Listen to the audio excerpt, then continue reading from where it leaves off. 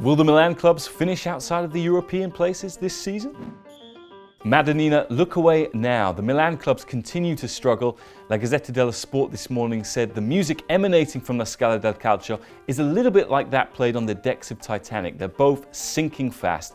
Milan lost to Genoa at the weekend. They've been a revelation this season. They're unbeaten in 9 games. It's their best start to a year since 1929. They're the only team to have beaten the champions Juventus in the league. And Gianpiero Gasperini has been saying that this team is even better than the one with Diego Milito and Thiago Motta, which narrowly missed out on qualifying for the Champions League 5 years ago. Meanwhile, Inter, well, they took the lead against Udinese and dominated in the first half, but they then collapsed before their former manager Andrea Stramaccioni and his assistant Dejan Stankovic, the Inter legend. Mancini says he doesn't have a magic wand and it doesn't look like anything is going to change fast. In fact, both Milan clubs could well be out of Europe again next season.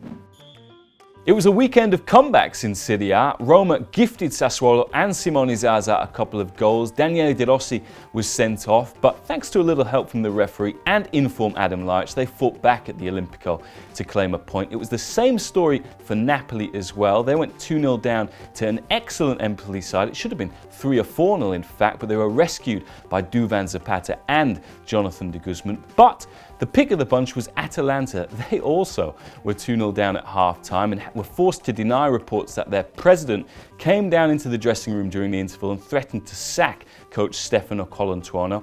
They came back to win 3-2, the bravissimi Bergamaschi. I should also mention that Lazio overturned a 1-0 deficit to win 2-1 in Parma, who've been taken over by a Russian Cypriot consortium. Watch this space.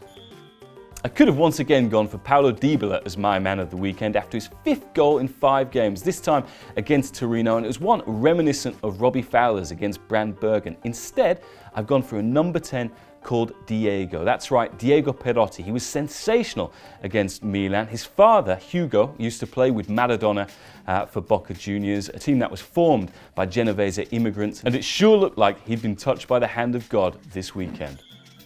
It's a big week for the Italian clubs in the Champions League. A win against the Manchester City side without Sergio Aguero and Yaya Toure will be enough to see Roma through to the knockout stages of the competition. They can also draw 0-0 as long as CSKA Moscow don't win against Bayern Munich. Juventus can top their group if they beat Atletico Madrid in Turin by 2 clear goals.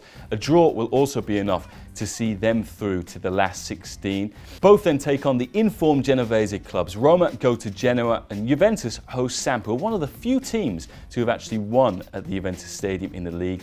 And those games should tee up nicely the big Sunday night game between Milan and Napoli. So those are my talking points. Do you think the Milan clubs are like Titanic and sinking fast?